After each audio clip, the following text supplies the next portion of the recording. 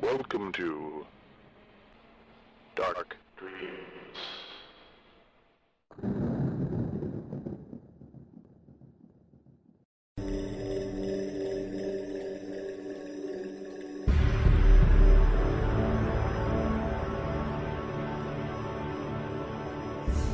Horrified Press. horrifiedpress.wordpress.com.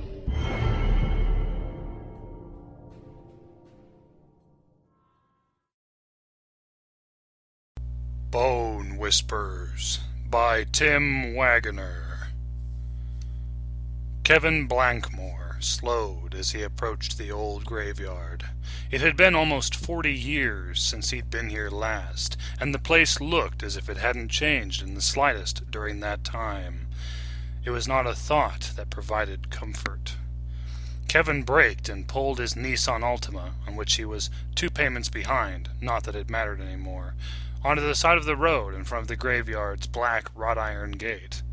There was no parking lot. The graveyard predated the road by nearly a century, he guessed, and Kevin scarcely had enough room to get his car off the road. There wasn't a lot of traffic out here in the country, and he doubted he'd have to worry about someone coming along too fast, not seeing his car, and broadsiding the damned thing, but even if they did, what did he care?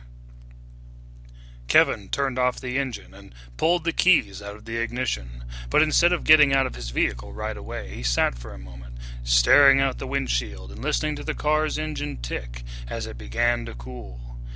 He wasn't sitting there because he was afraid, though he supposed he had good reason to be, and he wasn't nervous, not even a little. He felt nothing, and that was the reason he sat behind the wheel of his car, hesitating, considering what he had come here to do. Or more to the point, to find. He should feel something. A moment like this, well, it was why the word momentous had been created, wasn't it? It was potentially life-altering in the profoundest of ways, and should be marked as such, if only inside his own heart. But just because he was aware that he should be feeling something didn't mean he would. It seemed he was as dead inside as any of the graveyard's residents, and all that remained was for the rest of him to catch up. He unlocked the driver's side door and climbed out of the car. The weather in southwest Ohio in early June could range from cool and mild to hot and sweltering, but that was Ohio, where the weather changed as often as people's minds. Unfortunately for Kevin, it felt more like mid-August. The air was steamy, thick and damp. Even worse, he still had on the suit he'd worn for Nancy's graduation, and the instant he emerged from the Altima's air-conditioned environment, sweat began beading on his forehead and pooling beneath his armpits. He considered leaving his jacket and tie in the car and rolling up his shirt sleeves, but even though he would be more physically comfortable, he decided against it. A momentous moment like this called for a certain level of formality, so the suit would stay on, and he'd just have to endure the discomfort. He could do that. After all, he'd had a lot of practice. An entire lifetime's worth, it seemed sometimes. "Let's have a pity party for Kevy Wevy," he thought. 1, 2, 3, aww. Half amused and half disgusted at himself, Kevin walked across the uneven grass that covered the small strip of land in front of the graveyard. "Looks like the county's behind in their mowing," and stepped up to the gate. The graveyard was enclosed by a salmon-colored brick wall that measured 5 feet high, 9 feet on either side of the gate, and at the wall's 4 corners were conical black brick turrets pointed skyward. Kevin thought the graveyard's designer must have been going for a somber, yet dignified effect, and he couldn't say the man had missed. The gate was in fact a pair, held shut by an ancient, rusted padlock. Not locked, though. The padlock hung open on the gate, just as it had done during Kevin's childhood. He wouldn't have been surprised to learn that the padlock rested in the same exact position that it had then, untouched by hands all these long decades. Human hands, anyway. A metal plaque was bolted on the turret to the right of the entrance, its surface dingy, the letters worn some but still legible. Quaker Branch Memorial Burial Ground, established 1957. Kevin knew the date referred to the construction of the wall. The graveyard itself was much older. He took hold of one of the gate's bars, careful to grip a section where the black paint hadn't flaked off too much. Didn't come all the way here to get tetanus, he thought, almost smiling, and pushed. The gate resisted at first, the bottom edge digging into the ground, and he gave it a bit more muscle.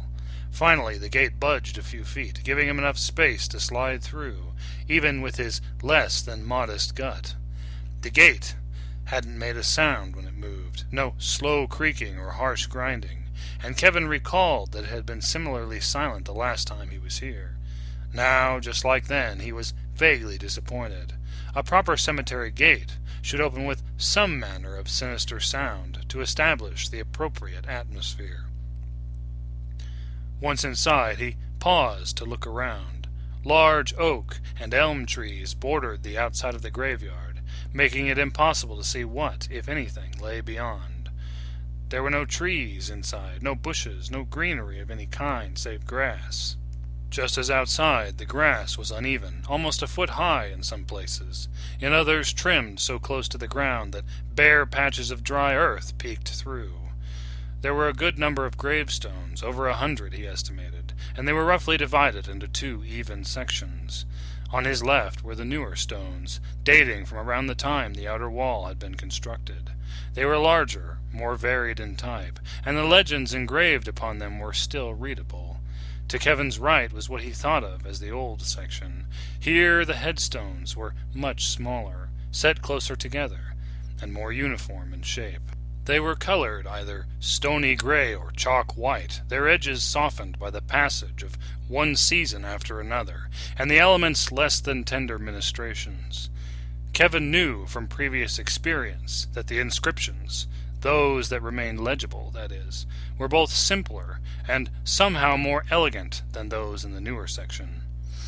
Wilhelmina Mote, born 1834, died 1867.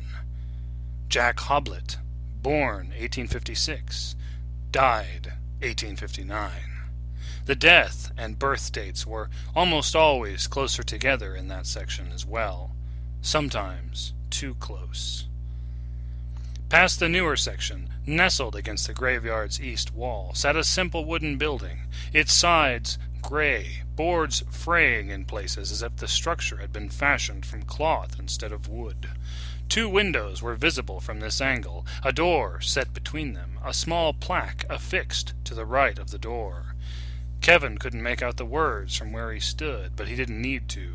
He knew what the plaque said, could recite it from memory. This building is a replica of a Quaker meeting house that stood across the street from 1803 to 1849, erected by the Boy Scouts of America, Ash Creek Troop, 1962. The plaque didn't mention the fate of the original meeting house, and Kevin had always wondered what had happened to it. Had it burned down, or simply grown old and fallen apart? Happens to the best of us, he thought. The worst of us, too. He also wondered why the Scouts had chosen to reconstruct it. It seemed like a rather morbid project to Kevin, but then he'd never been a Boy Scout. Maybe it had been a jolly good time for those young, upstanding citizens-to-be. Or maybe it had just been one more damn thing to do to earn another meaningless badge. Looking at the meeting house, the replica, he reminded himself, Kevin experienced a flash of memory, so intense and visceral. For an instant it was as if he'd traveled back in time 40 years. He was inside the meeting house, sitting with his back against the door, tears streaming down his cheeks. On the other side of the door was an excited snuffling, accompanied by the sound of claws scratching against wood. From time to time there came a thump, both felt and heard, as something heavy shoved its body against the door in an attempt to force it open. And of course there were the sounds of his sobs and his plaintive whispered pleas. "Go away. Please go away." Kevin gave his head a single sharp shake to dispel the memory, but while it retreated, it didn't go far. He felt moisture on his face, and he reached up and wiped it away, telling himself that it was only sweat, and almost believing it.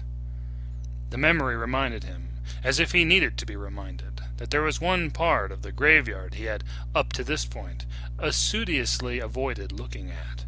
Straight down the middle, back against the south wall. It wouldn't be here now. Not after all this time. So there was no reason not to look, right? But the hole was still there, looking just as large as he remembered it. A 3-foot circumference around which were scattered a number of old broken headstones, looking as if, at some point, they'd been flung forth from the hole and allowed to lay where they landed. And next to the hole, sitting back on its hind legs and gnawing a length of bone held clutched in its front paws, was a groundhog the size of a sheep. The creature looked at Kevin with its glossy black eyes, completely unfazed by the human's presence, regarding him impassively as it chewed on the bone, its teeth making soft shh, shh, shh sounds. Up to this moment, the air had been still, but now a breeze moved through the graveyard, causing the branches and the trees that surrounded the outer walls to sway. The soft rustling of their leaves sounded to Kevin's ears like a chorus of whispering voices all saying the same thing. Welcome back. Kevin pedaled his bike faster, not caring that he couldn't see the road clearly through the tears in his eyes. Maybe if he went fast enough, the wind he kicked up would dry them, or maybe he'd end up getting creamed by a car because his vision was blurred. Either way would be fine with him right now. Houses flashed past, trees in the yards, cars in the driveways, ranches, 2 stories, the same sort of homes that you'd find in town, except there was more space between them out here, sometimes as much as an acre or 2. Though Kevin technically lived in the country, it was still close enough to town that there weren't many farms around, certainly none within a mile or so. It was late August, and he'd be starting 4th grade next week. Not that he cared. He'd used to look forward to the beginning of the school year, but not anymore. Now he didn't look forward to anything. The wind blowing against his face was hot and dry, and while it blew the tears from his eyes, its heat stung his face. He wondered if he was sunburned. Probably, he figured. He'd been out long enough. He couldn't decide whether he liked the pain, couldn't decide whether to keep feeling it or ignore it. He decided to worry about it later. He'd been out riding since breakfast, and his yellow submarine t-shirt was soaked with sweat and clung to his scrawny body like it was glued to him. His shorts were damp too, and he could imagine another kid seeing him, calling out, "Hey, did you pee your pants?" and then bursting out with mocking laughter. Kevin would have to toss his clothes into the washer whenever he finally got home. He had to wash all his clothes, his sheets and pillowcases too, and he had to do the dishes, both his and his mother's. If he didn't, the sink would become so full that cups and plates would slide off the mound and crash to the kitchen floor. He wondered if his mother had any idea he'd been out this long, and if she did, was she worried? Not that she'd get out of her chair, let alone leave the house, if she was. Sometimes Kevin wondered what would happen if the house caught on fire. Would his mom just keep sitting in that old chair of hers, staring at the TV even after the air had become so filled with smoke that the screen was no longer visible? Would she sit there while the flames drew ever closer and began licking at her flesh? Maybe. She hadn't liked leaving the house when Dad was alive, but he usually had been able to coax her outside. But now... Kevin didn't want to think about now, so he pedaled faster and concentrated on the stinging wind biting into his face. Eventually he realized he was hungry, and he figured he might as well go home and make himself some lunch. He didn't care about food anymore. It was all so much tasteless mush to chew and swallow. But if he didn't eat, he'd become so hungry that he wouldn't be able to ignore his growling stomach, shaking hands, and throbbing head. It was easier to just eat and get it done with so he could avoid the annoyance. He'd ridden that day without any particular destination, just traveling up and down country roads, riding just to ride, pedaling so he wouldn't have to think or feel. But he was on J Road now, only about a mile from his house. He could be home in only a few minutes if he took the shortest route. Unfortunately, that would be riding past the old Quaker graveyard, and Kevin wasn't sure he wanted to do that. He'd been to the graveyard a few times before, but always with his father, never alone. It had seemed scary back then, but because he was with his dad, it was fun scary, not scary scary. But since his father died almost a year ago, though it sometimes seemed to Kevin to be much longer, he hadn't wanted anything to do with graveyards and cemeteries, or anything else that related to death in any way. But if he wanted to get home fast, he'd have to go past Quaker Branch. He almost took the long way, but it had been almost a year since his dad had succumbed to lung cancer, and Kevin was going to be in 4th grade, was practically a 4th grader already. He figured it was time he started acting his age. He bet when Dad was a kid, he wouldn't have been afraid to ride past the graveyard. That settled the matter. Kevin turned off J Road onto Hoke. His road, Culver, branched off from Hoke, right after the graveyard. He thought about pedaling his ass off and flying by the graveyard at super speed. But if he did that, he'd zoom right past Culver. There was no way he'd make the turn going fast. He'd end up in a ditch or sprawl on the street, scraped up and bleeding. He didn't care if he got hurt, but if he were injured, he'd have to clean and dress his own wounds, and he didn't feel like doing all that work. So he slowed as he drew near Quaker Branch, telling himself to keep his gaze fixed straight ahead and not look as he went past. But the graveyard was on his right, and it was set so close to the road that it was hard not to look. And there were memories within those walls, memories of him and his dad. In the end, he couldn't not look. When he did, he braked to a stop in front of the black gate without being aware he was doing so. Through the gate's bars, on the far side of the graveyard, a large animal sat back on its haunches, its round head turned toward Kevin, wet black eyes staring at him. Its fur was brownish-gray, shot through with coarse, silver-white hairs, and it held something in its forelegs, something curved, white, and smooth. At first, Kevin thought it was a giant rat. The creature looked to be 3 feet tall, if not larger, and it was plump, almost round as a beach ball. Kevin's imagination whispered through his mind, "You know how it got so fat, don't you? It's got tunnels all through the graveyard. It's broken into the graves, gnawed through the coffins, and..." Kevin clamped down on those thoughts, clamped down hard. It wasn't a rat, it couldn't be. Rats didn't get that big, did they? The creature, whatever it was, continued sitting there and staring at him, completely motionless. Kevin might have thought the animal was some kind of statue, or maybe stuffed and mounted by a taxidermist, so still was it. But despite the absence of movement, he knew it was alive. He could feel intelligence looking out at him from those wet black eyes, gauging, judging. Then Kevin realized what it was that he was looking at. Not a rat, but a groundhog. Still a damned big one, though. So it's a groundhog, his imagination said. It still could have dug tunnels in the graveyard. Still could be feeding here. Look at what it's holding. Does that look like a rib to you? The idea was ridiculous. Groundhogs didn't eat meat, did they? Kevin wished his dad were here. He'd know. More, he'd tell Kevin that the groundhog had probably just burrowed its way underneath the wall around the graveyard, or maybe squeezed its furry bulk between the bars of the gate. It was just curious, just exploring. It didn't live here, it didn't have tunnels here, and it certainly wasn't eating the remains of people, some of whom who had been dead for more than a century. But Dad wasn't here to tell Kevin these things, and for some reason they didn't sound as convincing when Kevin told them to himself. The groundhog continued sitting and staring, but now it began to move.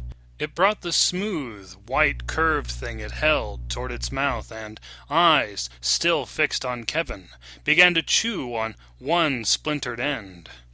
Even though the groundhog was at least 200 feet away, Kevin could hear the sounds it made as it chewed as clearly as if it were sitting right next to him. Soft shh, shh, shh sounds, almost like someone brushing their teeth. It wasn't a bone. Couldn't be. Before he realized he was doing so, Kevin started yelling at the groundhog. "Get out of here! Go!" He expected the animal to startle, drop the bone, and go running off in the galumphing, undulating way groundhogs had when they really wanted to move. But this groundhog just continued to sit, stare, and chew. Shh, shh, shh, shh, shh, shh. Kevin opened his mouth to yell again, but before he could, the groundhog stopped chewing. It looked at Kevin for a long moment, and Kevin looked back, unable to tear his gaze away from the strange animal. And then the groundhog dropped the bone, if that's what it was, then fell forward onto all fours and began slowly coming toward Kevin. Kevin's trance broke then, and he lifted his feet off the ground, jammed them onto the pedals, and got the hell out of there as fast as he could. He pedaled madly, and by the time he reached his house, sweat dripped off of him like rainwater. And while he had no memory of doing so, he realized he must have taken the corner turn onto his road at full speed, and not wrecked somehow. He remembered something his father had once told him. "It's amazing what people can do when they're motivated, Kevin." "No shit," Kevin whispered. Kevin went out riding again after the first day of 4th grade. He didn't even bother going into the house after he got off the school bus. He just dropped his book bag onto the front porch, hopped on his bike, and took off down the driveway. He doubted his mother would know that he'd gotten home, let alone that he'd immediately left. And even if she did, he didn't care. Kevin didn't have many friends, and none of them were in his class this year. He'd seen Mike Todd and Steve Tomlinson out on the playground at recess, and while he'd been tempted to tell them about the groundhog in the graveyard, for some reason he hadn't. It wasn't that he feared they wouldn't believe him, although Steve could be skeptical at times. It just felt like he should keep the experience to himself, as if what had happened was private, just between him and the groundhog. He hadn't been able to stop thinking about the giant groundhog, kept hearing the sound of the creature gnawing on its bone, kept seeing it coming toward him across the graveyard grounds. The whole thing had been scary, sure, and he was scared now as he pedaled down Culver Road toward Hoke and the Quaker Branch Memorial Burial Ground. But he felt something else, too, something he hadn't felt in a long time. Hope. He remembered staying up one Saturday with his dad about 6 months ago to watch the late-night horror show, Shock Theater, hosted by Dr. Creep. They watched on the TV down in the basement because Mom was watching another movie upstairs, and she didn't want to change the channel. But that was okay. Kevin liked being down in the basement, alone with his dad, just the two of them. The film that evening had been 13 Ghosts with Vincent Price. And while Kevin didn't remember much of the story, he never forgot one scene where a skeleton came out of a pool to stalk a pretty blonde woman in a nightgown.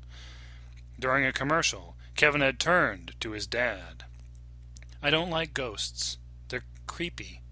His dad put his arm around Kevin's shoulders and gave his son a gentle squeeze. "Yeah, that skeleton was scary, huh? But you know, I think there's something nice about ghosts, too. At least, about the idea of them.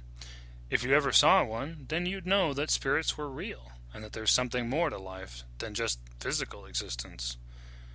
Kevin hadn't had any idea what his father was talking about, so he didn't say anything.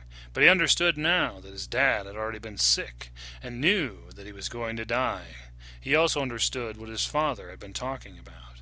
He didn't know if there was anything like a heaven for him to go to once he was gone. He'd been scared. That was why Kevin hadn't been able to stop thinking about the groundhog. The damn thing was weird, no doubt about that. But if it was supernatural somehow, That meant that there was more to life than most people thought, that magical things could happen. The groundhog wasn't a good thing, Kevin was sure of that. But if bad magical things were real, good ones had to be real too, right? He remembered something else his father had once said. Where there's shadow, there has to be light. Kevin was headed back to the graveyard to see if he could find that light, even just a hint of it. Because if he could, it meant that his father was maybe still alive somewhere, and not just a body sealed inside a coffin covered with dirt. This time, when Kevin reached the graveyard gate, he put down his bike's kickstand and climbed off. He walked up to the gate, shivering despite the temperature. He expected to see the groundhog come running toward him across the uneven grass, launch itself at the gate, claws scrabbling in the air as it tried to grab hold of him, curved, flat teeth gnashing, eager to take a chunk out of his skin, tear away flesh to reveal the gleaming white bone beneath. Hard, fresh, young bone, so good for gnawing. But there was nothing. The graveyard was empty. For a moment, Kevin considered getting back on his bike and leaving. Instead, he pushed open the gate, which made no sound as it moved, and walked inside. He expected to experience some sort of eerie feeling, a chill rippling down his spine, maybe a sense that he was being watched. But he felt nothing beyond the heat of the day, and a slight breeze that moved the air around without cooling things off. Well, he was here. Might as well take a look. He started walking toward the spot where he'd seen the groundhog sitting. He saw the hole long before he reached it. It was so big he was surprised he hadn't seen it from the road. It was located only a few feet from the graveyard's southern wall, and the ground here was mostly bare, with only patches of dry, dead grass. The edges of the hole were rounded and worn smooth from years of use. How old could the groundhog be? Kevin had looked up groundhogs in an encyclopedia at the school library, and according to what he'd read, the animals usually lived 2 to 3 years in the wild, but they could live as much as 6 years. But somehow the hole looked older, much older, as if it had predated the burial ground, a natural formation that had been here since long before any humans had ever set foot upon the continent. It was a crazy thought, of course, but he couldn't shake it. Kevin walked up to the edge of the hole and peered down. It measured nearly 3 feet across, he estimated, and there was no telling how far down it went. He couldn't see further than a few inches down. After that, the dry earth of its walls gave way to inky shadow that seemed so thick Kevin wondered if a beam of direct light would penetrate it. He wished he'd thought to bring a flashlight. Then he could have checked for himself. He was thinking about riding home to get one when he felt cool air emanate from the hole. It wasn't a breeze exactly, more like air leisurely wafting forth from somewhere far away. It was cool and musty smelling, kind of like a basement, but more so. A basement built deep within the earth, miles deep, miles upon miles. A soft sound accompanied the air, kind of like the hush of ocean waves breaking on a distant shore. No, more like the whispering of voices, hundreds, maybe thousands, so soft that Kevin could almost, but not quite, make out the words. He lost track of time as he stood there, looking down into the darkness, listening to the voices as they continued whispering, more urgent now, as if they were desperate to impart a message to him. But whatever it was, he wasn't getting it. Maybe if he stepped closer to the hole, leaned down, cocked his head to the side, so that his ear was nearer the source of the whispering. He got as far as sliding 1 foot forward when he heard a rustling in the grass off to his right. He snapped out of his trance and turned in time to see the giant groundhog running toward him.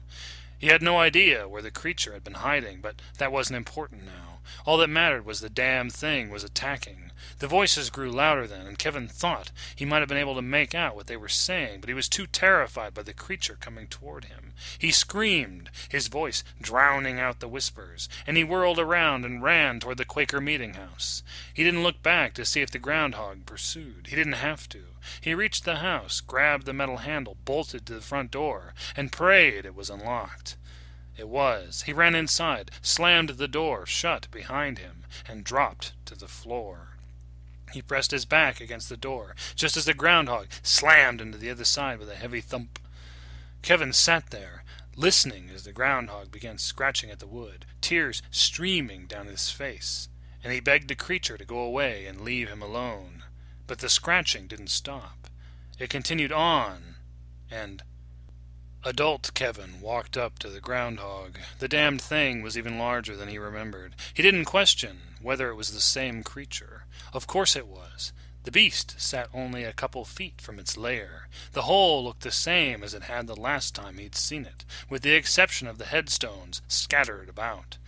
After he'd escaped the groundhog by breaking one of the meeting house's windows, climbing through and running like hell for his bike, Kevin had returned to the graveyard one last time. He'd knocked down some of the older, smaller headstones, ones he felt confident he could carry, and brought them over to the hole. He tossed them inside, wedging them into the hole, stomping on them to pack them down tight. He'd known it wouldn't stop the creature, which he'd decided might look like a groundhog, but was undoubtedly something else. But he had to do it, if for no other reason than he could pretend that he'd stopped the thing. He'd expected the beast to come after him at any moment, but the groundhog didn't show, and he'd left the graveyard safely, telling himself that he'd sealed the creature off from the world, and no one need ever fear it again. He'd known even then that it was bullshit, but it was bullshit he needed to believe. Now, 4 decades later, he walked up to the groundhog and crouched in a squatting position in front of it. The creature made no move against him, nor did it seem fearful. It continued gnawing on its bone as it regarded him with its wet black stare. Kevin stared back, gazing deep into the darkness within those eyes, and for a few moments he did nothing more. But eventually he began speaking in a soft, tired voice. My daughter Nancy graduated high school today.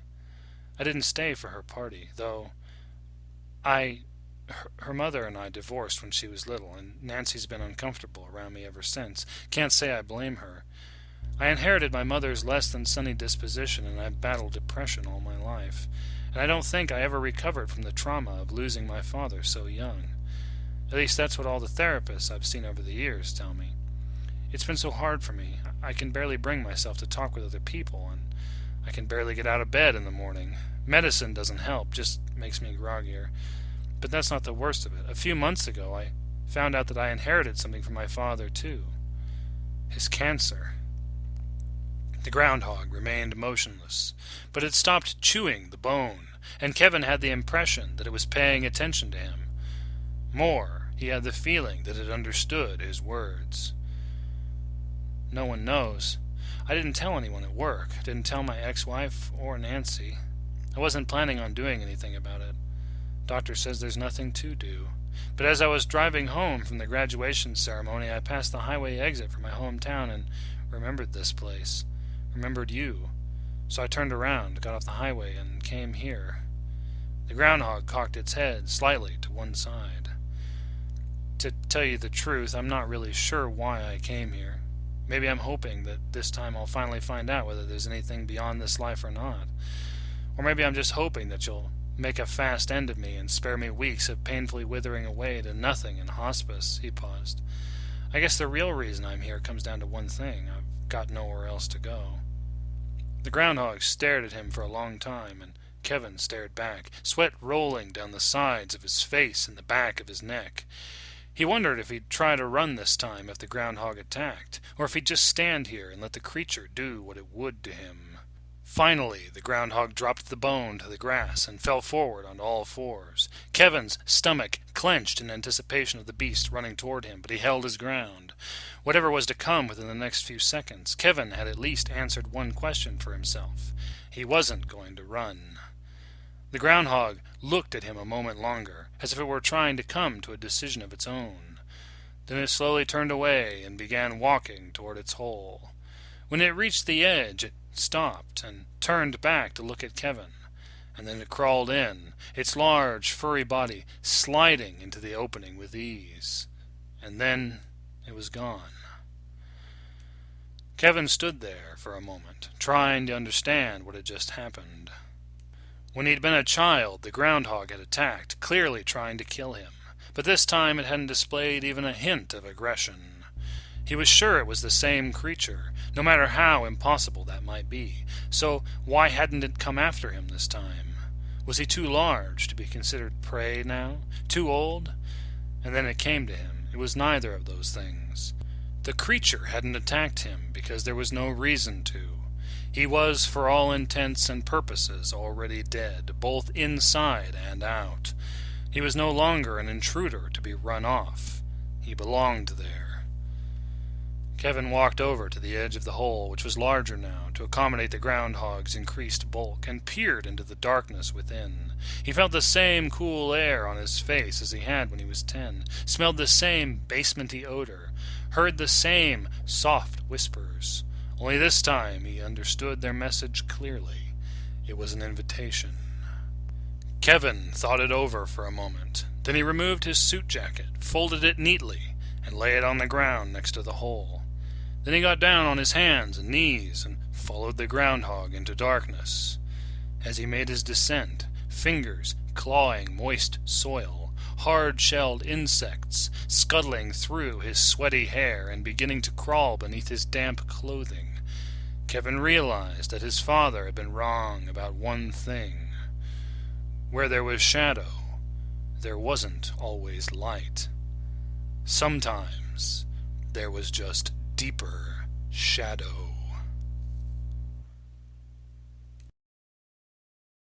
The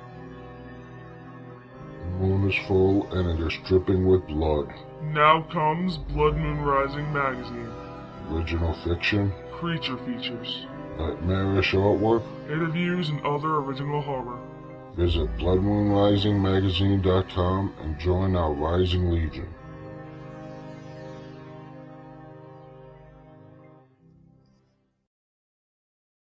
Off to Bedlam Without Any Supper by Gavin Chappell.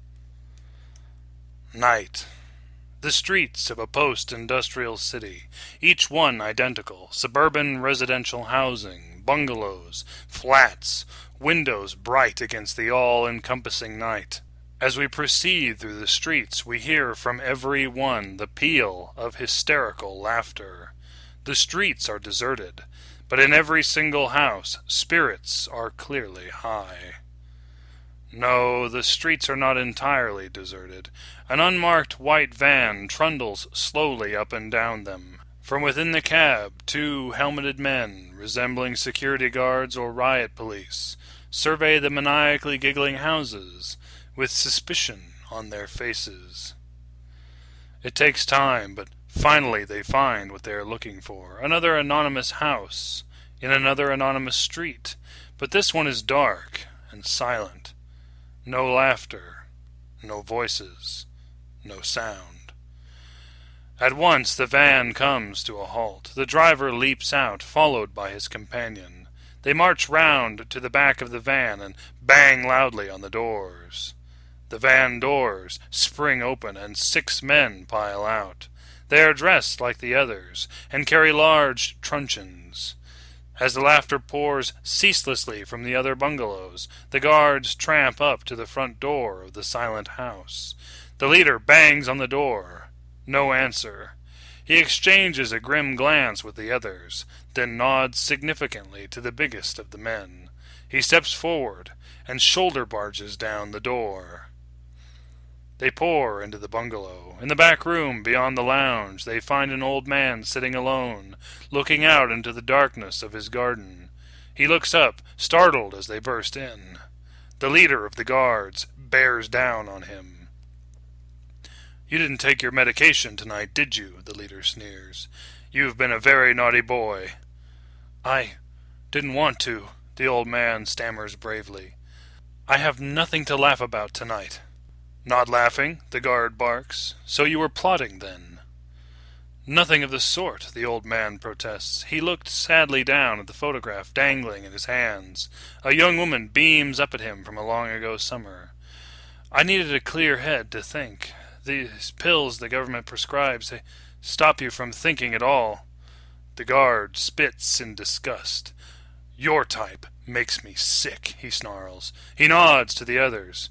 All right, boys, take him out. Brutally, the guards grab hold of the old man, drag him across the lounge and out of the house. Outside, they fling him against the van with a bang that cuts harshly through the laughter from the other houses. Mercilessly, they lay into him with their truncheons. The sounds of the beating are distant, but audible in a house on the other side of the street. In the lounge, a family, a father, a mother, and 2 young daughters, sit laughing wildly. Tears roll down their cheeks, and they hold their sides as they stare at each other in hilarious rapture. What's that? The father laughs after the noise of the beating has gone on for at least a minute. Ignore it, dear, the mother gasps through her laughter. This isn't right, the father hoots, still laughing helplessly. Getting up, he staggers toward the front door. The 2 young girls on the sofa titter uncontrollably at his antics. The leader of the guards looks up from where his men are beating the old man to see the door of the house opposite framing a middle-aged man, laughing maniacally and clinging to the doorpost. Despite his laughter, he stares at the scene with concern. The leader taps 2 of the guards on their brawny shoulders and nods toward the laughing man. Get him! He orders curtly. The 2 guards break off from their fellows and march over to grab the man. He laughs wildly as they drag him out into the road and lay into him with their truncheons. But he goes silent after a while. Once he is quiet, the leader raps out another order. Take this into the van, he indicates the beaten old man. The guards grab him and fling him, bloody and battered, into the back. They pile in after him. The 2 remaining guards give the man in the road a couple more kicks, then join their fellows. The driver and the leader get into the cab. They drive off, leaving the man bleeding in the gutter, feebly struggling to rise. The sun rises over the roofs of the bungalows, beaming down on another cheerful morning. The mother is saying goodbye to her 2 daughters as they set off for school. At the gate, the younger girl stops, eyeing the feebly moving figure of her battered father. The older girl, red with shame, grabs her hand and drags her away. They hurry up the street. Come on, she says bossily, copying her mother. Oh, he's such an embarrassment. Arguing as sisters do, they disappear over the brow of the hill. Behind them, the man still lies in the gutter, moaning feebly. But to the other girls' relief, by the time they come home from school, he has stopped moving.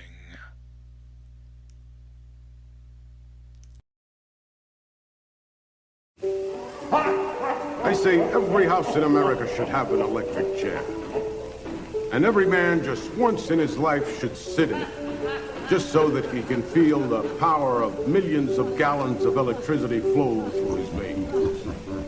I got an electric chair, that's all I need. You get an electric chair, Sheldon, you don't have to worry about the audience. You get an electric chair, you can tell them anything you want, as long as it's real. You get yourself an electric chair and they'll sit there all night long. Kind of a funny idea, sitting in an electric chair and doing a show. Well, think of the therapeutic value of an electric chair and all the money it is. Yes, an electric chair in every home. The Electric Chair, a show about horror. ElectricChairShow.com. An electric chair. Wow.